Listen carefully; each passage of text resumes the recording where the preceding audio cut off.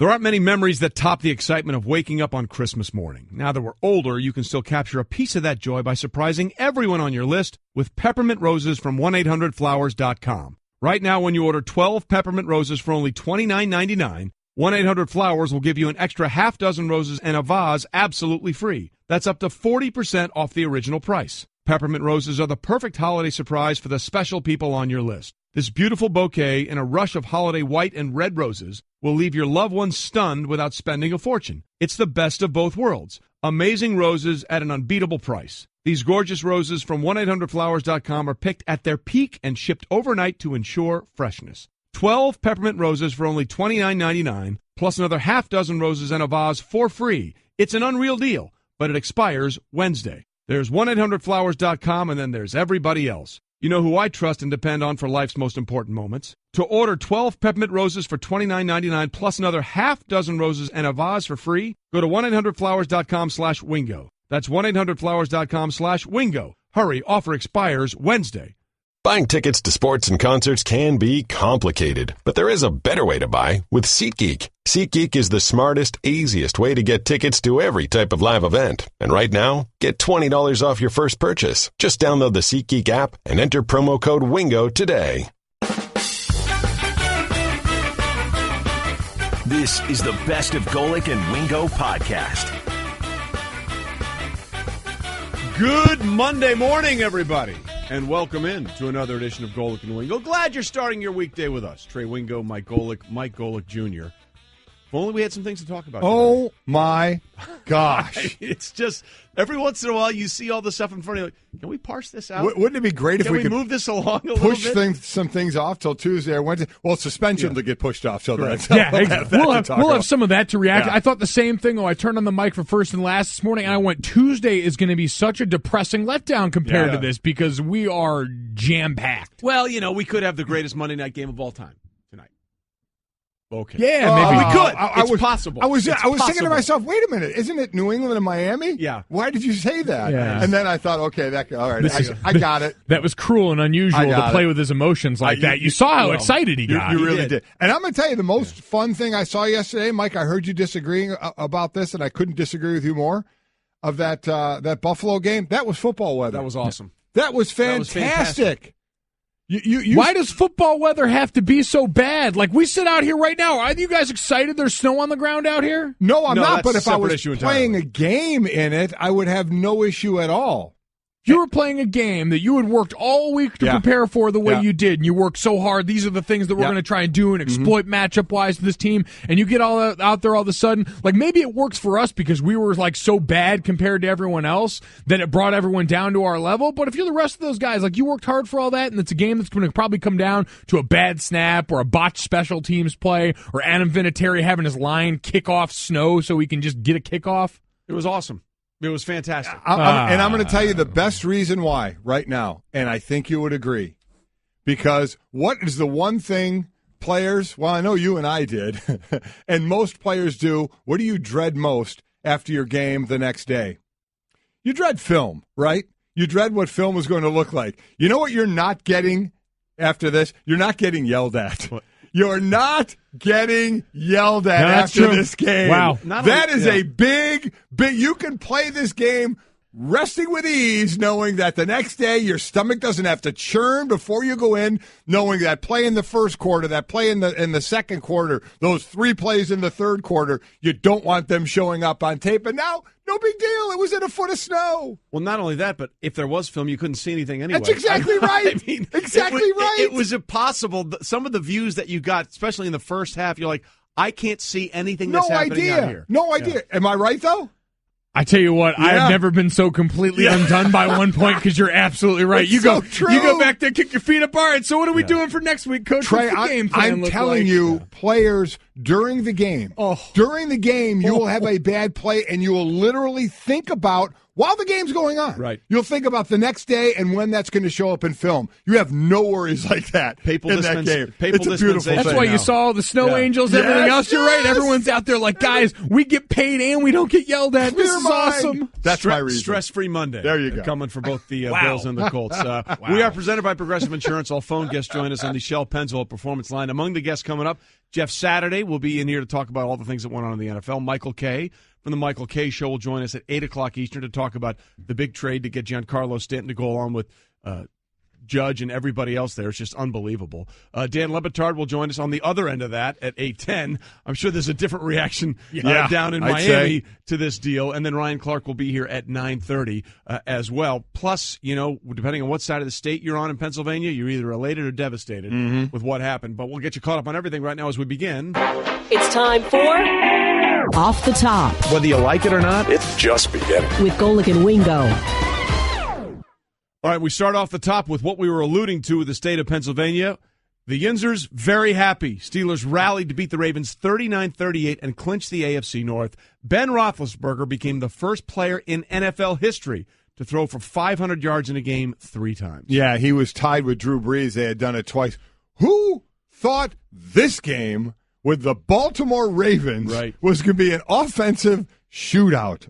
Are you kidding me? The Steelers need a last-second field goal to get this win. And I remember when we talked about Ben, the first couple of years in the league, they had a really good running game and an excellent defense. And it was like, okay, Ben, if they throw it 20 to 25 times, you might be in trouble. We want Ben to throw it in the teens.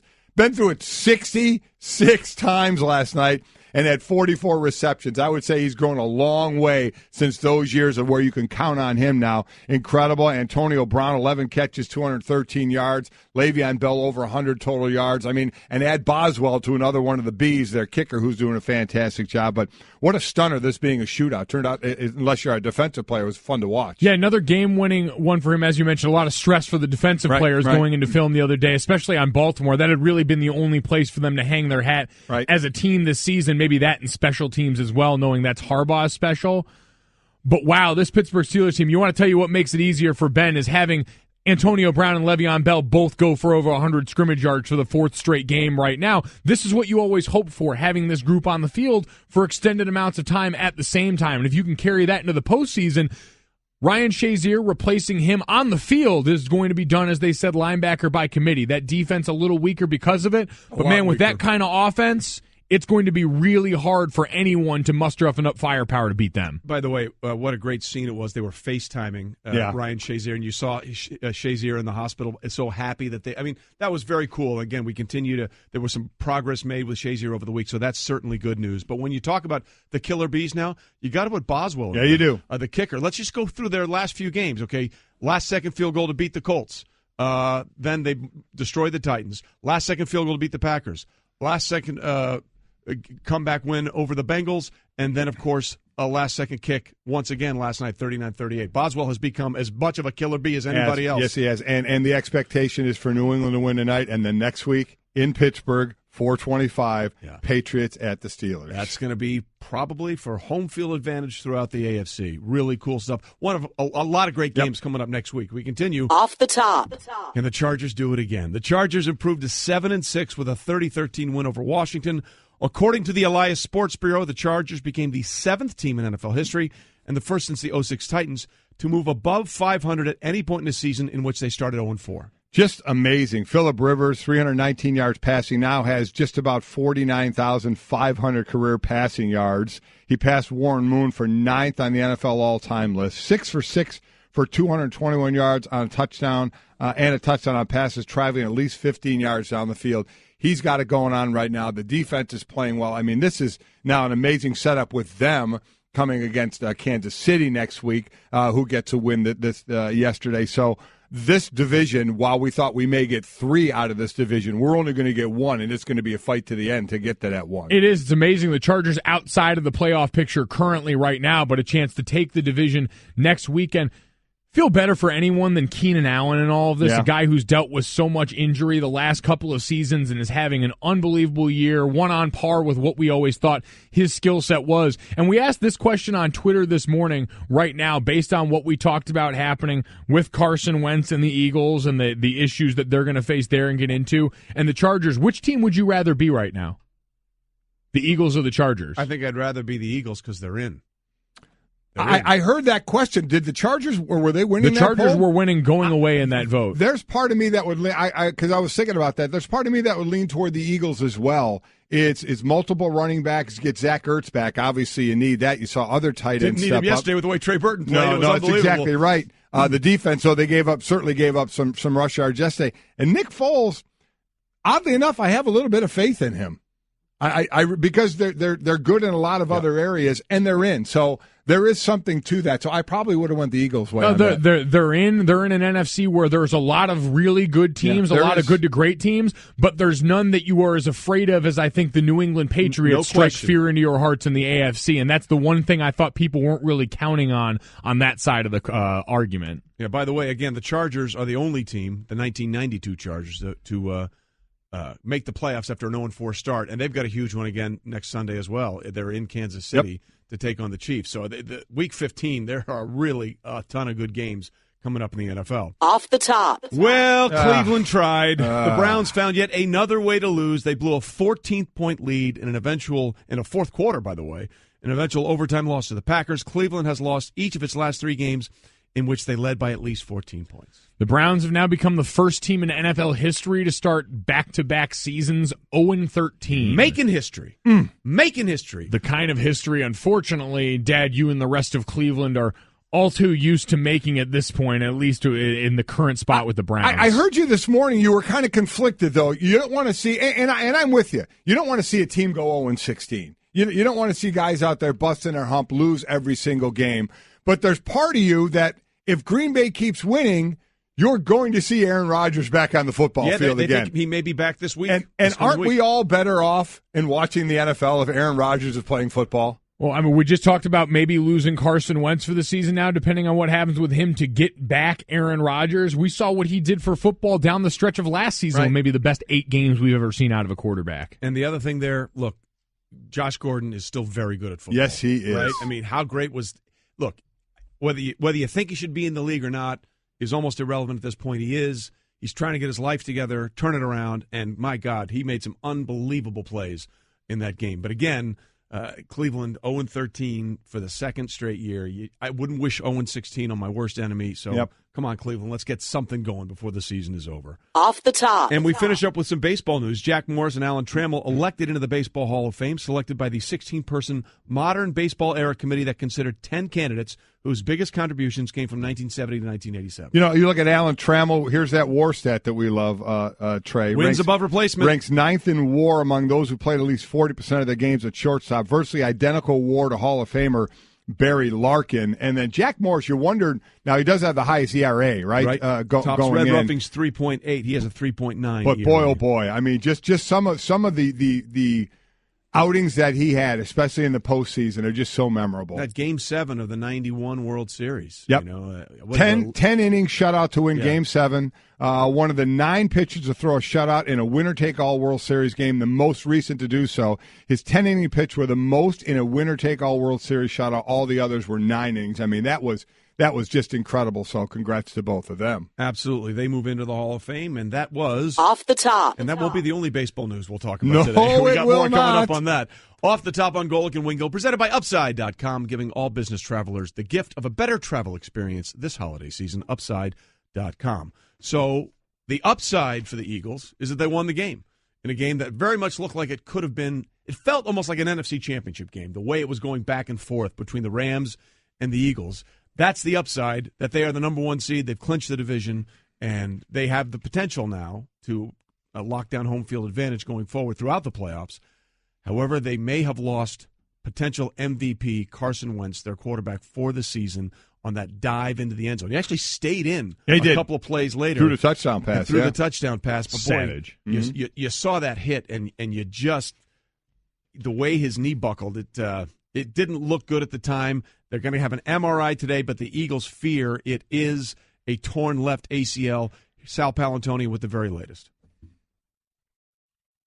Well, I saw him come out of the locker room. He got in the chow line by himself. You know, he's a man of the people, that Carson, number 11. Got his food, got on the golf cart, had the big, heavy brace on his left knee, was moving slowly. He'll get an MRI on Monday in Philadelphia and then undergo further diagnosis I did talk to Doug Peterson. He said he didn't want to conjecture until they got the full report. But the bottom line is this team is ready to put into place a plan to move forward with Nick Foles.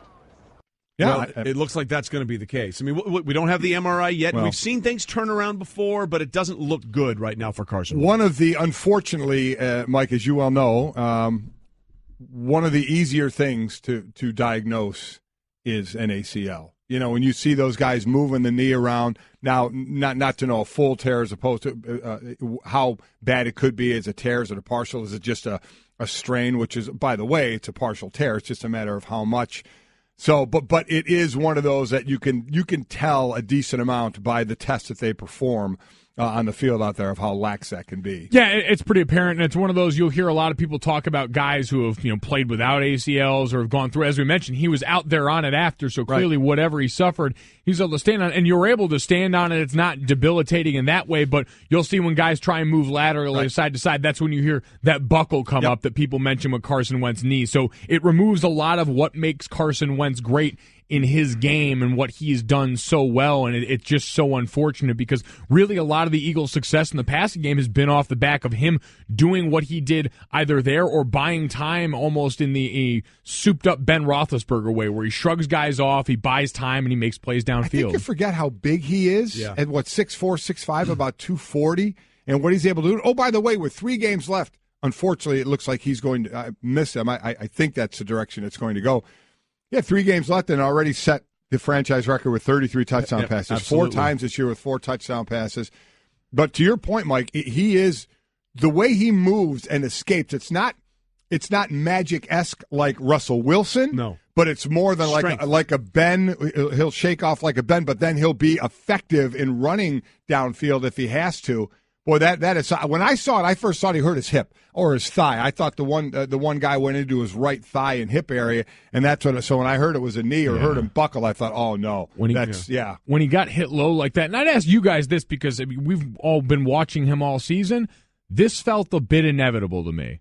How physically he played. I saw him on a goal line play, keep it on a read option play, and thud up, like seeking out contact with the safety. And I thought, man, if you keep majoring in that, this isn't going to go well because that's just not sustainable. I mean, Cam Newton, who I thought was Teflon for a long time, even he eventually succumbed to this. And you just don't want that as the MO, as endearing as it is for your big money star MVP kind of quarterback. Golic and Wingo, the podcast. Mm-hmm. Trey Wingo and Mike Golic Sr. Jacksonville's signature win, no question about it. This was a statement game for them, and they came out there and took down a team. Kudos to Blake Bortles. Yes. He played well in this one. And he's played very well for the last few weeks. Mm-hmm. But that's not what people are talking about coming down to the end of the game between the Seahawks and the Jaguars. There was a situation late in that game. It was a 6-point game, and the Jaguars were attempting to kneel down and run out the clock. And the Seahawks went full Tampa Bay Bucks under Greg Schiano, like he did against the Giants and Tom Coughlin that year, and were diving for the football, and that led to all kinds of stuff happening on and off the field. Right.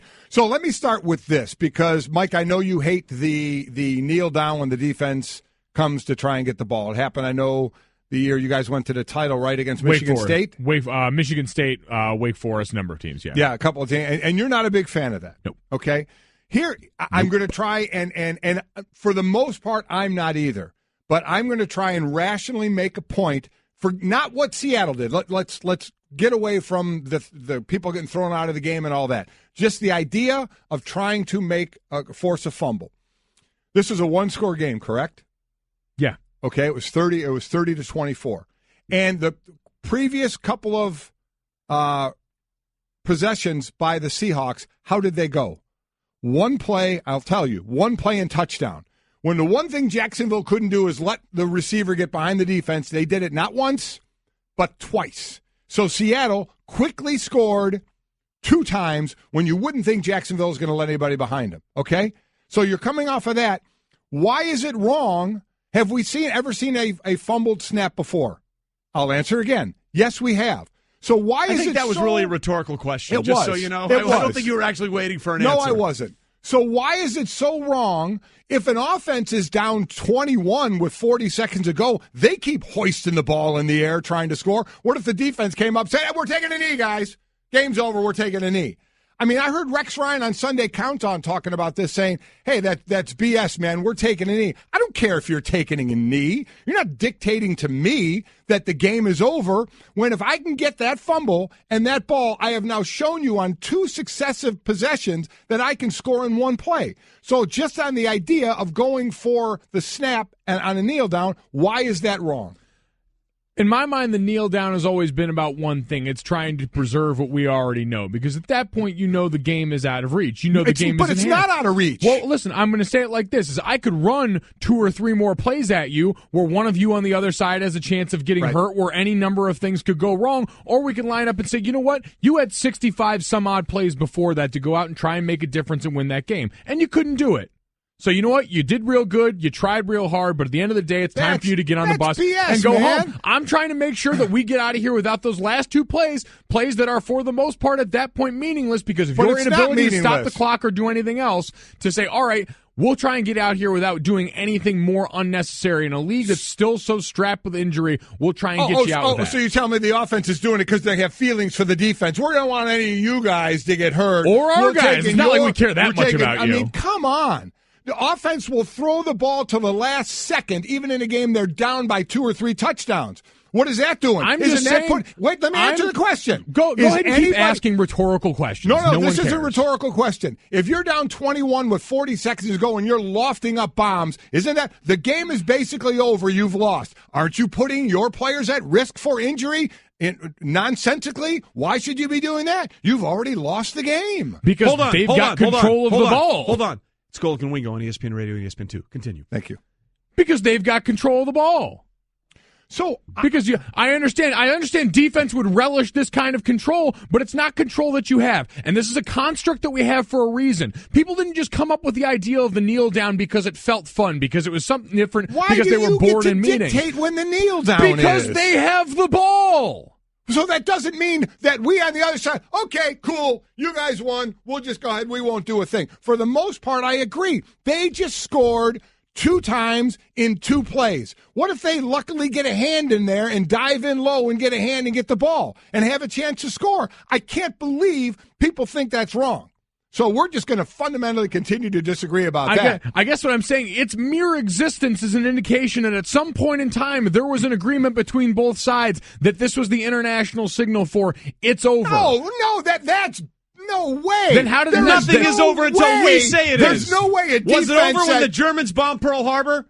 They bombed Pearl Harbor? Forget it. He's rolling. Yeah. That wasn't this equal thing. You guys just decided to do it. But then somewhere along, they wouldn't have done it if the defense had all unanimously said on the other side, you know what, fine ball. We're just going to keep finding ball to the end of the game. As I said, at some point, defenses went, you know what, yeah, it's done. As I said, for the most part, I agree. There's no need to do it. But when a team just scored on one play, got the ball back, scored on one play, why is it so wrong to try and actually get a fumble? Why is it so wrong for them to try and get a fumble when they just scored on one play 2 times? It's great. Swipe at the ball. You start all this knee divery. Then, but that's what it all turns into. No. Okay, it did in this case. I'm just talking about the premise of going for the fumble. Now, going forward, this turned into a joke. I completely agree with that. Then it turned into ridiculousness. I mean, Greg Schiano sending a whole team full of dudes at a bunch of needs is equally more ridiculous, more dangerous than anything the Seahawks guys did. Here's the other thing. I don't want to hear real quick. I'm sorry, Trey. I don't want to hear this. I've enjoyed this. I don't want to hear this going at the knees stuff. You can tell when a defensive lineman is in the stance where he's going to do it. You know what you have the ability to do? Defend yourself. Because let me ask you a question. When you're on goal line, where are we going as a D-line? What are we doing? We are driving through your knees.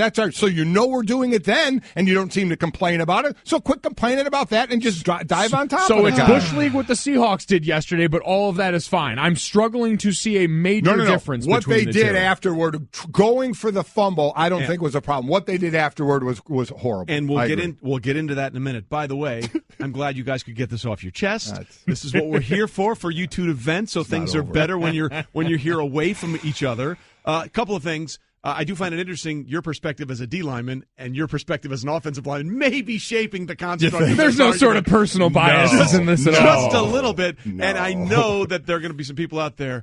What do you mean the Germans didn't bomb Pearl Harbor? Kids, Animal House, rent it. You'll thank me for it later. That's exactly right. It's probably on Netflix get through or to something. that. Yes, I'm sure you can find it somewhere. Golic and Wingo, the podcast. What a day, what a show, what a time. I tell you what, a great sports night last night. No doubt about it. 1, 2, 3, 4. Hey everyone, Mike Golic here. Support for the Mike and Mike podcast comes from our friends at Rocket Mortgage by Quicken Loans. Chances are you're confident when it comes to your work, your hobbies, your life. Rocket Mortgage gives you that same level of confidence when it comes to buying a home or refinancing your existing home loan. Rocket Mortgage is simple, allowing you to fully understand all the details and be confident you're getting the right mortgage for you. To get started, go to rocketmortgage.com/Mikes. Equal housing lender, licensed in all 50 states, NMLS, consumeraccess.org number 3030. Life happens. With ADT, you can feel safe with an ADT starter kit professionally installed for only $49. Call today and install an ADT starter kit that includes security panel, keypad, key fob, entry and motion sensors, and for a limited time, get a camera included and installed at no additional cost. That's a $449 value installed for just $49. Requires 36-month monitoring contract, QSB, and EasyPay. Activation and early term fees may apply. Certain markets excluded. License available at ADT.com, Florida EF001121, Louisiana F1639. Rolling on with Golic and Wingo on a Monday morning. Glad you're here with us on ESPN Radio and ESPN2. Trey Wingo, Mike Golic Jr. here for the first hour today. And, of course, we just had an epic family rant with the two of you about whether or not it's okay to sort of dive for the ball in a one-possession game when the other team is attempting to kneel down. Right. However, that sort of led into other things that happened between the Seahawks and the Jags, including Michael Bennett rolling into the center of Jacksonville, not once but twice, and that set off a melee. There were punches. There's going to be all kinds of stuff coming from the end of that game. Yeah, there is. And it got out of hand quickly. That's why I was separating the thought process of the kneel down away from this one, because it got away from people. This turned into emotions of a game, of a hard-fought game that Jacksonville was going to win. And let's be honest, because there's a lot of tweets that says Pete Carroll doesn't have control of his team. Pete Carroll lets his players do their thing. He always has. He's not going to change. That can be good and that can be bad. And this turned into the bad when you kind of let their guys kind of have their own personality and it's not reined in. You let them be them. You can get something like this in an emotional moment. Yeah, the term front runner has a really negative connotation, but I don't think you need it for a group that's been champions. Right. Like, they can be front runners and still be capable of being champions, but this is a team that sort of self-destructs when they lose. They don't lose often in this way, but when it happens, it usually looks ugly like this. Well, speaking of ugly, a couple people were tossed from this game, including Seahawks defensive lineman Quentin Jefferson. Yeah. And as he was in the process of being removed from being tossed, some things were tossed at him from the stands on more than one occasion, and he almost went into the stands to try and get at some of those people who were throwing things at him, and afterwards he spoke about why. I don't know what I'm supposed to do. Like, I'm a human just like anybody else. Like, I'm a man just like the other man in the stands. And I'm not gonna let somebody disrespect me, throw a bear on me. Like, just because I'm playing football, I'm still a human being. I'm still a man. And so I'm out there playing a game. And at the end of the day, it's a game, and I'm a man. I'm not going to let somebody disrespect me like that. Going into the stands, do you think that was the right call? Was you still? I don't know. Was it the right call for him to throw a beer on me? It absolutely wasn't. I'm just wondering. If it was the right call for him to throw a beer on me. Just saying. Neither one of those things were the right call. No. Let's be clear about that. But it's look, that came close to being what the malice at the Palace was a few years ago. What 13 years? Been ago? a while. Yep. Yeah. That was close, and whoever, if they can find that fan, get him out. I think they did. I saw security going up into the stands. Yeah. I mean, get that guy out forever. You should never be able to throw stuff like that on the field. Yeah, but we know that's kind of an impossible thing to enforce, given the secondary ticket market and all the ways that you can find a way into the game. There's no easy way to police this, and it's one of those things. You bring up malice in the Palace. Is we never want to see that kind of violence, especially with the customer of the game as a league. That's not really what you want. But man, there are times when I would really like a stern reminder that you are not safe to do whatever the hell you think you're entitled to do just because of this invisible barrier that you put up between yourself and the guys out there, where it feels like, and you saw Jefferson kind of struggling with it, there's a feeling like the crowd has some sort of ownership over what they're allowed to say and do to you, and it's demeaning and it's demoralizing if you're a guy on the field that's trying to cope with that. Listen, it's very easy to say, and what should have happened, he should have just kept walking into the tunnel even after something was thrown at him. But with listen, I've talked many times how I walked toward our own Eagle fan for something he said about our punt returner, let alone not even get something thrown at when you get emotional. So think about how charged he was. Right. Again, the smart thing would have been to keep going, but you're emotionally charged, and then so it's wrong for him to go to the stands, and it's unbelievably wrong for fans to throw things. I'm reading tweets, great job by Jacksonville fans sticking up for their plays. That's not sticking up for your play, because at the end of the day, they're both wrong. Right, so that person should get tossed, and whatever can happen to him, I don't know. I agree. I don't think you can kick them out for life. There's too many ways for them to get back in. But how about just a very simple, hey, you want them? Go on down on the fan. Go on down on the field. You two, go ahead. Oh, yeah, we can identify you. Come on down here and square up. Let's see how well this goes, because for the point of sticking up for your players, Leonard Fournette stuck up for his teammate. He went over there and he got in the face of the Seahawks D lineman because he was down there and he had to answer for that check himself. He wrote a check that only he was going to have to cash. All of a sudden, you throw that from the stands because you do it thinking you operate under the guise of total safety and total recusal from any sort of response on the part of the player. And that's not defense. That's cowardice. Sounds horrible to say, but I know you were thinking, and I was thinking it.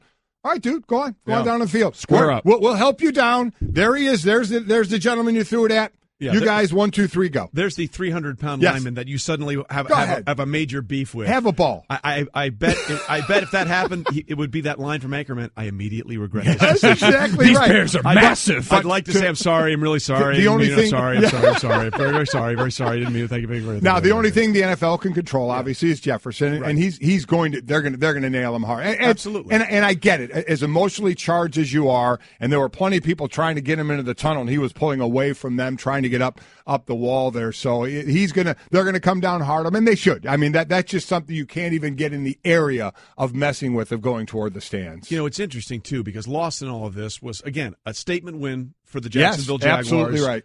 They gave up a couple of big plays late because Russell Wilson did Russell Wilson things, but look at Blake Bortles. Okay, This is 2 straight games now that he's thrown multiple touchdown passes and no interceptions, and he's completed 74 and 66% of his throws.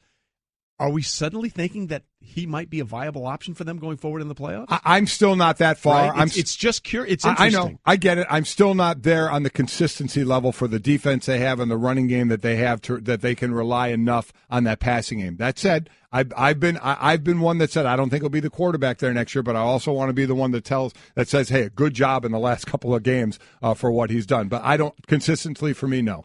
Yeah, you know he's not the reason they're out there winning games, and so, but he's playing for his job next year. I mean, I think he understands that as well as anyone. Quick, just because I know the Martellus Bennett thing is probably going to warrant, you mentioned fines and suspensions. You think they can get away with suspending him more than one game after what they gave to Gronk? Oh, you mean Michael Bennett? Michael Bennett, excuse me, yeah. Well, we'll find out. That there's been very little consistency in terms of how it works, because there's going to be something there, too, I'm sure. You're just asking for more problems if you give him any more than one game. It's again, that's the thing they got to talk about. We're going to have a new category next year, whether it's a suspension with an intent to injure. Right, right. You know, whether it was the Mike Evans play or the Gronk play or what we saw from Bennett. Golic and Wingo, the podcast. It was all sort of one big, giant Jell-O mold. It's very interesting where that went. Michael Kay, host of the Michael Kay Show on ESPN New York 98.7 FM, joins us on the Shell Pennzoil Performance Line. Get instant gold status at Shell. Join the Fuel Rewards program now at fuelrewards.com/gold. Of course, Michael also calls the Yankees games. So, Michael, what was your initial reaction when you realized you're going to get a lineup that includes Aaron Judge and now Giancarlo Stanton? Well, I was just excited because I figured you guys would have me on today, and then I could be the first one to wish Golic a happy birthday for tomorrow. So that was my thinking. Oh, you're a good man, Michael. I appreciate that very much. Otherwise, it's going to be a very, very fun lineup, and it's going to be tough for pitchers to pitch to. So, my home run call is Sia, so that's going to be sickening for a lot of people because there might be 250 of them this year. And listen, you have this to talk about. I don't have to talk about the Giants and Jets anymore for a while, thank God, with what's going on there with them. When Derek went to the Marlins, Did almost every baseball, if not even layperson, know that they were probably going to trade Stanton because they just had to restart with the money situation? Well, I mean, their situation financially is so dire. This team is going to be stripped down to nothing. I think most people knew that because they were losing so much money, and that wasn't, bookkeeping. That was real money that they were losing, and, they spent $1.2 billion to buy the team. So something had to give, and you figured that Stanton would be the first one to go, but instead it was D. Gordon, then it was Stanton. I wouldn't be surprised if they turn around and they trade Castro because he's owed $22 million over the next 2 years as well. They need to just break it down to almost nothing. And I know he's going to be the bad guy in South Florida, but somebody has to do it because this is not a sustaining organization paying that kind of money. They just don't draw that sort of crowd, and they don't have the television revenue coming in the way other local markets do. So this is what they had to do, and Derek's going to take the hit for it. Well, he certainly is. And look, a lot of people are wondering, because the whole thing, Michael, was a little weird. Like, baseball helped him sort of get involved there, and of all places, it goes back to the Yankees. I'm sure this is going to be the biggest PR hit maybe he's ever had, because he never had anything like this in his playing career. No, it was all positive as a playing career, and now he's in a situation where his desire to win is not the only thing. I mean, this is a business as well. I almost think it's laughable, though, that people think, he's doing this to help the Yankees. They had a trade first with the Giants and the Cardinals, and Stanton turned it down. The previous ownership not only gave him a $325 million contract, they gave him an absolute no-trade clause. So when he said either the Astros, the Dodgers, or the Yankees, they had to trade it to one of them, and the Yankees actually put the best deal together, which was not a great deal for a guy who won an MVP. So I don't think that Derek is trying to help the Yankees win. He's trying to get out from under it with the Marlins, and again, he's going to be the bad guy. Yeah, that is the one thing we're to remember, that Stanton did have the choice with the no-trade. We're talking to Michael Kay of ESPN New York 98.7. As far as the team, Trey and I were actually talking about last year with the Yankees. Right. They almost feel, which is weird to say for the Yankees, kind of the feel-good story. This young players on the team. Aaron Judge, everybody loved this guy. They weren't supposed to really be there last year. Then they knock off my Indians, which is the favorite, and they make the move that they made to almost making it to the World Series. They're like, oh, kind of a feel-good story. Are they back to the evil empire-hated team, not because Stanton's a bad guy, but because here they are loading up with all the talent again? Right on the nose, Mike. I mean, exactly what happened. They were the baby bombers. They were the little engine that could, and now that's not the case, so they are the evil empire again. Because when you look at this deal, did they really need him to compete this year? The answer is no.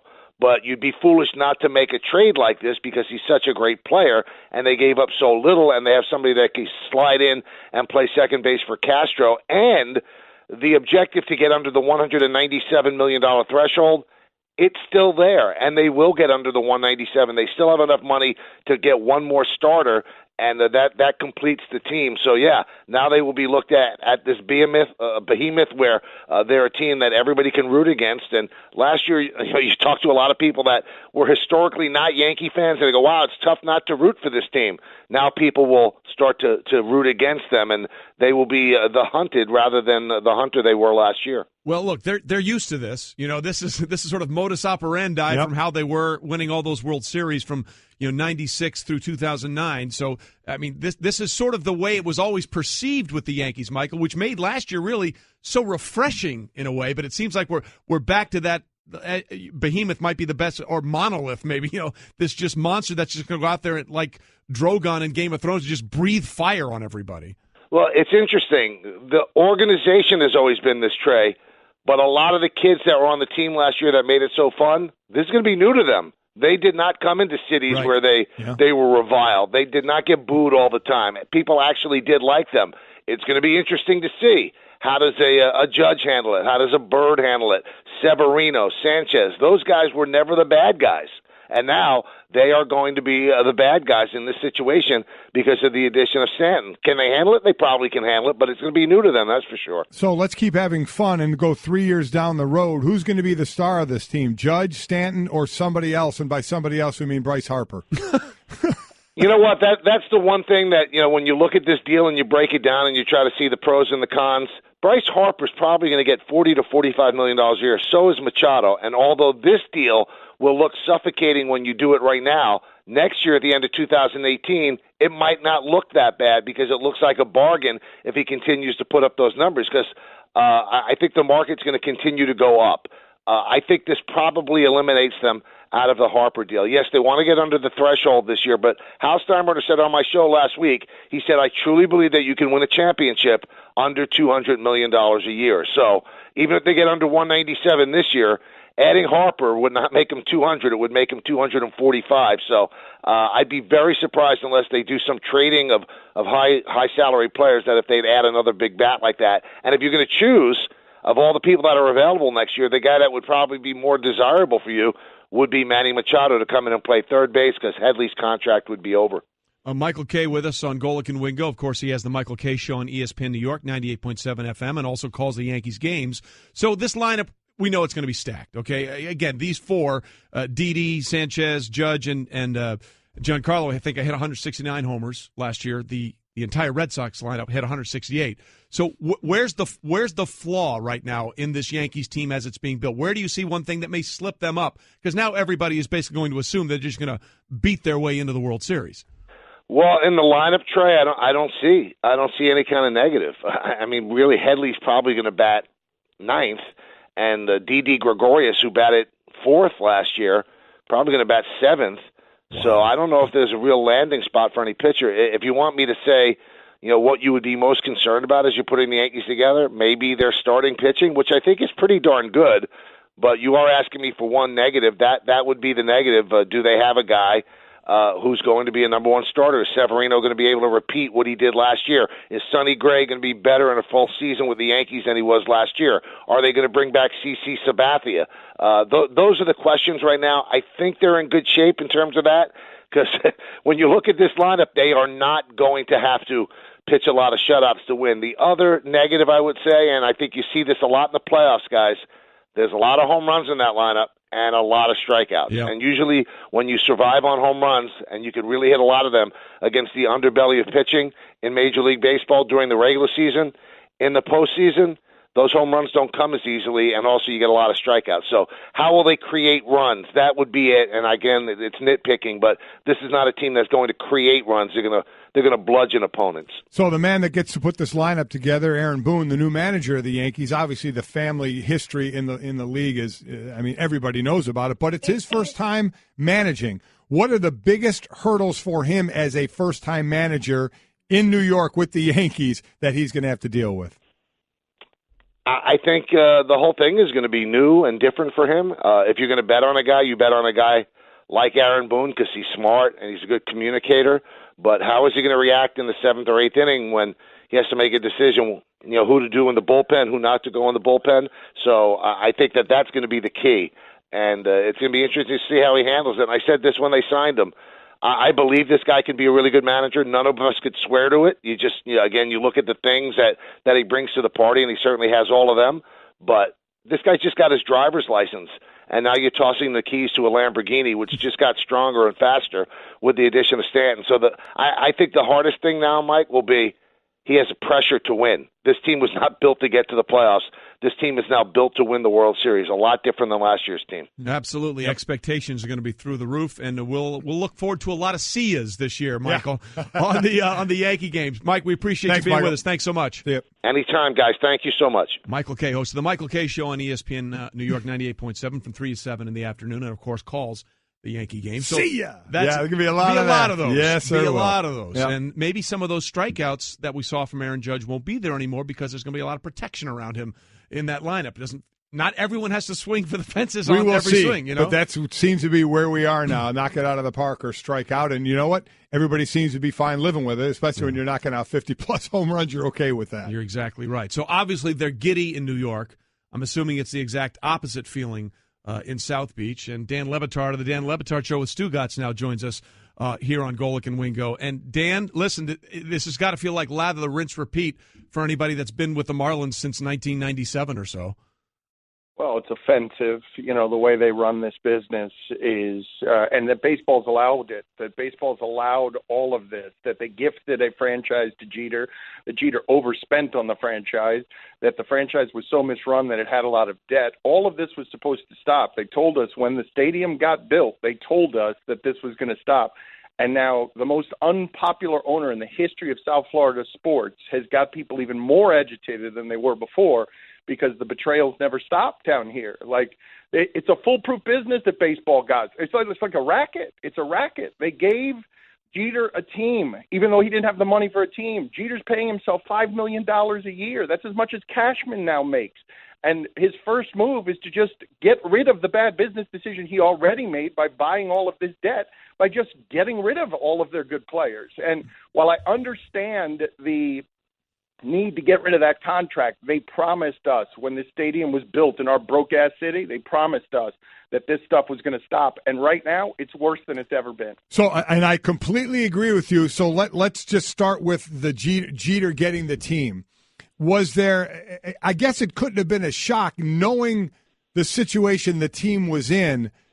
Are you still surprised that he did all the wheeling and dealing and dumping the money that he's done, or was that expected given the team he took over?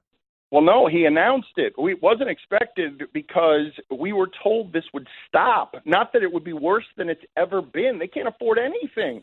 Jeter's coming out here with his hand out. Like, Jeter has this name, and baseball gave him a gift because they want his name around this team. And the other buyer, a Cuban guy from Miami, planned to have a payroll. He planned to spend, and baseball gave it to this guy. And Jeter overspent $1.1 billion for a franchise in South Florida that nobody cares about. Like, they paid $1.1 billion because baseball's running a racket. I'm telling you, they gifted this to Derek Jeter in a way that should be bothersome to anybody who cares about competitive sports. Dan Le Batard with us from the Dan Le Batard Show. Stu Gott's coming up after we're done here on Golic and Wingo. Dan, I think you just hit on it. You said it was a team that no one cares about, and now they're going to care about it even less with this trade. I mean, how do they try and find any sort of excitement about this franchise being there at this point? Well, but Trey, the reason they don't care, like the reason that you've gotten to a place that's even worse than anger, where it's sort of indifference, it's the worst place a fan base can reside. Right. It's the worst place a business can reside, where you've just gotten to a sort of numb indifference because of the number of betrayals like this. This is such a weird thing to have champions, multiple champions stripped down, to have the MVP of the league and to say, in his prime, and to say, when do you ever see the MVP of the league in his prime? Sorry, can't do it. The Marlins, guys, listen to what I'm saying here. The Marlins have had two of the worst trades in the history of baseball, right up there with Ruth. They traded Miguel Cabrera, and now they've traded the replacement for Miguel Cabrera, the guy who became Miguel Cabrera. So no franchise in the history of sports has done that. Like, that's never happened before, where you have these. You trade Ruth once and it stays with you for 100 years. They've traded Ruth twice in the last 15. So, I guess in totality here, not to make it all sound even worse, but the trades that go on there, you had obviously LeBron down there winning a couple championships, and that's all gone. The Dolphins aren't relevant at this point, even though they were in the playoffs last year. I mean, as far as really challenging for something, what is the South Beach sports fan? What are they looking to? What are they looking for? What can get them up to a positive note, if anything? Drugs. That may be an honest assessment. I mean, seriously, I mean, fans are buying tickets there for either the Dolphins or Miami or for the Marlins. I mean, is there? Do you see 5 years from now? Painkillers, Oxycontin. 5 years from now, something with a numbing effect, I think, is what we're going for. So here. We're all numb now. 5 years from now, do you think there'll be anything to look forward to? They should have. They should have like an anesthesia night at the ballpark. They would get a crowd if they were to do that. You could come in and Pink Floyd playing in the background, so we're all just comfortably numb. Is that what you're saying? Yeah. Like the ushers would say, "Look, the betrayal. You won't even feel it. It won't even hurt. The betrayal. You won't even feel it." one night and everything will be fine. Oh, man. Well, it does bring a bigger look. Obviously, it stinks in Florida, but in a bigger picture, what do you think this is for baseball? Because there will some that will say, look, hey, the Yankees are a brand. The Yankees are the most popular brand, and having that team once again a lineup like this is good for the game. What do you say? Yeah, of course it's good for the game. Yes, it's good for baseball to have these two giants in that media market with the most famous uniform in sports. Those pinstripes still matter. Like, of course, it's good for the sport and it's good for the national sport.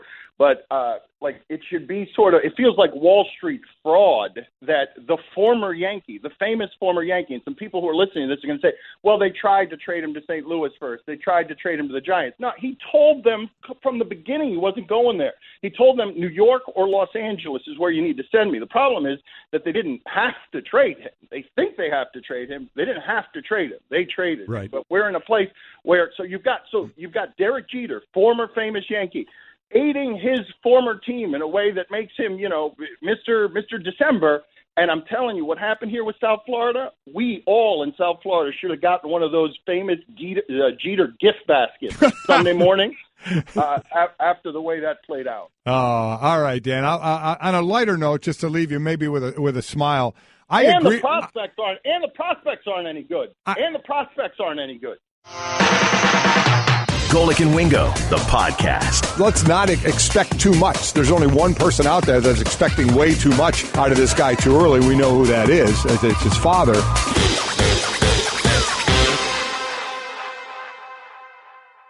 I just saved hundreds of dollars by switching to Geico. I've never felt more alive. Disclaimer. Geico cannot guarantee you will feel more alive. You either possess functioning respiratory and circulatory systems, or you do not, or you are a zombie. If you are indeed a brain-starved zombie and you would like to save money on car insurance, the Geico legal team applauds your excellent life choices, even in your shambling afterlife. But we strongly encourage you to visit geico.com or download the Geico app. Please stay a minimum of 500 feet away from our large and presumably delicious, delicious brains. Geico. 15 minutes could save you 15% or more. Baker Mayfield, as we thought he would, winning the Heisman Trophy over the weekend. Congratulations to him. I thought he did a nice job, too, up there.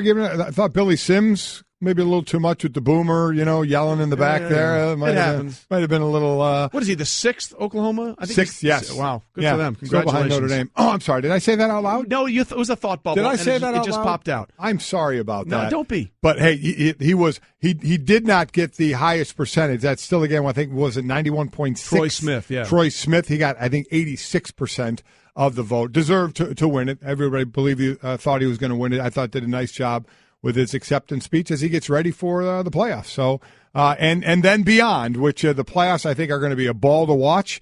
And then, boy, oh boy, the ranking and the things that are done for players who the only thing they'll do after the bowl games is put on shorts and a T-shirt. Yep. But boy, oh boy, how they will be picked and prodded and evaluated. Oh, listen, it's crazy. Golic and Wingo presented by 30 for 30 Podcasts. Subscribe right now to 30 for 30 Podcasts in the Listen tab of the ESPN app or Apple Podcasts. Brought to you by Delta, making your travel experience informed, connected, and seamless. Keep climbing. I've always said this, Mike. There should be two drafts. One right now or after the bowl game. How are you going to do it? Right now after all the bowl games are over, and then one in April when it actually happens, and see how incredibly different those two drafts are going to be. Could not agree more. My wife was just talking to me yesterday. She says, you guys should write down any analyst that comes on, any quarterback, talking about quarterbacks, and what they say right now when the season is over, and then what they say in early April, and if it changes. Because what's going to change outside of, all the stuff at the combine, there are some things I can see. If you get a guy up to a whiteboard, how does he diagram it? What does he do when you're looking at film with him? I can understand some of that. But, man, to me, the best evaluation, it is nice to talk to a person. I understand that. But the best evaluation just happened. Yeah. Just happened. It was the film. And it's still going to happen in the bowl games and certainly the playoffs. But that's the best evaluation of a player you can get. Well, listen, there's going to be a lot of evaluation on Baker Mayfield because of the amazing run he had. And, look, he's been great for a couple of years at Oklahoma. Yes, he has. Absolutely. Let's be clear about that. But, there's a lot that goes with this guy. And our insider on the NFL, Adam Schefter, made a guarantee regarding Baker Mayfield yesterday. I saw Todd McShay had him ranked as the 27th rated prospect. I will guarantee you right now, Baker Mayfield is going in the first round of the draft, and I will bet you he goes higher than people think. They love his competitive spirit. They love his all the skills that he brings, the flexibility that he provides. He's drawing comparisons to Drew Brees, Russell Wilson, same stature, not real big. But what's interesting to me, and here's what's always funny, I've had at least 3 teams say to me, the quarterback we really love is Baker Mayfield. Wow. And when I start hearing that, with Rosen and the idea of Darnold there. I was telling you, when I start hearing that, that tells me that guy is going to go higher than people expect.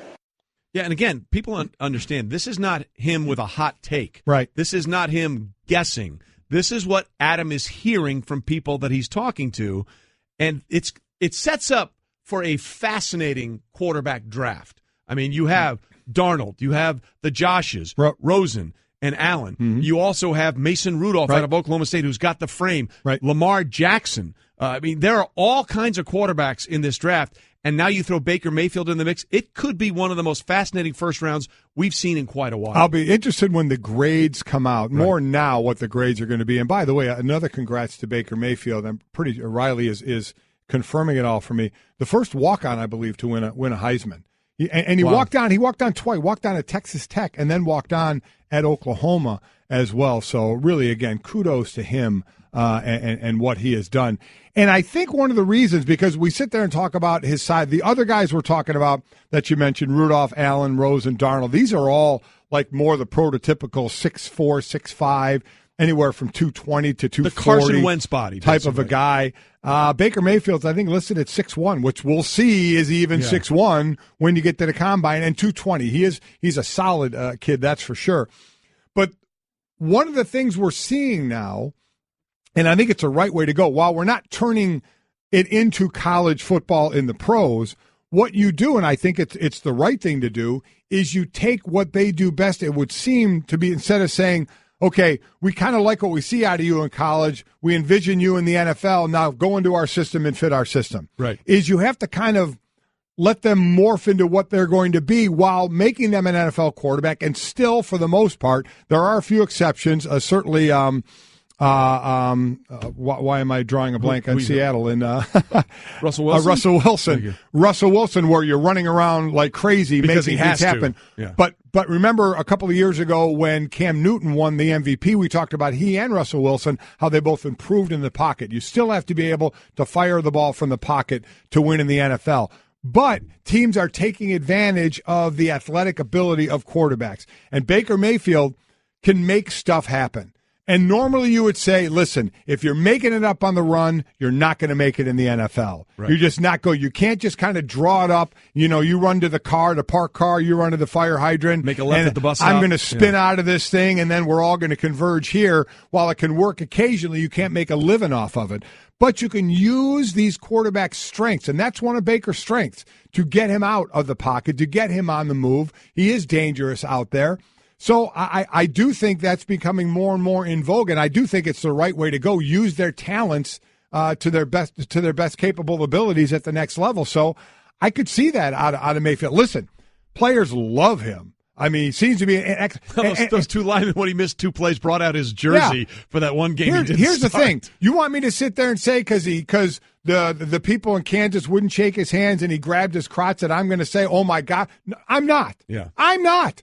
I don't care about that. That doesn't bug me one bit. You can rip me all you want for that. That's fine. That is not going to go, well, I can't believe he did that. I'm not going to pick him. No, that's not going to happen. I'm looking at what he does on the field. Now, if he has off-the-field issues, that's something that you have to look into certainly as well.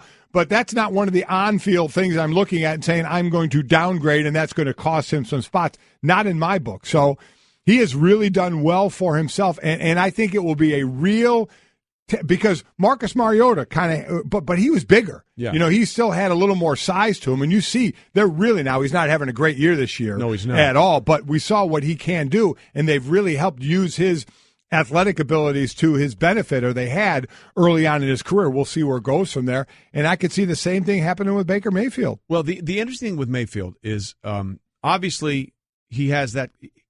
He has that undeniable competitive spirit, and the results have been there.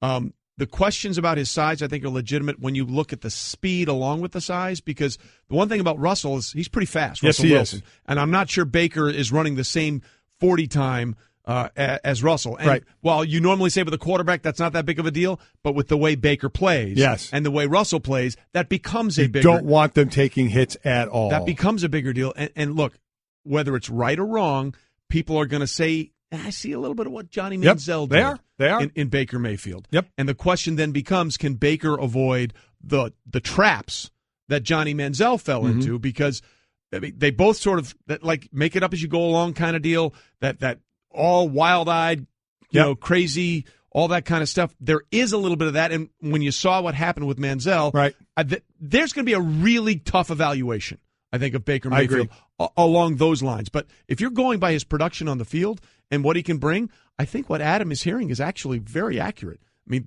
this draft is going to be phenomenal in terms of the interest from the quarterback's perspective. But I do wonder, because I've said this a bunch, running quarterbacks are like dogs that chase cars and long putts for pars. They don't last. Unless you're Cam Newton, who is 6'5" and 250 So he'll pounds. last a little longer, than most. So we'll see. The best thrower in my book out of the group, throwing the ball, and there's some good throwers in this, is Josh Rosen. But there are questions of him. How much does he love the game? What type of leader is he really on and off the field? I mean, everybody has some questions, and I know those are a couple of questions about him. But I'm looking at on the field and throwing a ball. They all have had their big moments of throwing the ball, and they all, because we've talked about Rosen and Allen and Darnold the most, they've also been a bit disappointing as well this year. Yeah. Sometimes more disappointing than we thought they were going to be. But every now and then when they make those throws, they all throw the ball really well. I think the best thrower, I do believe, is Rosen. This has been the Best of Golic and Wingo podcast. Make sure to subscribe on the ESPN app, Apple Podcasts, and to listen every weekday morning at 6 Eastern on ESPN Radio, ESPN2, and the ESPN app.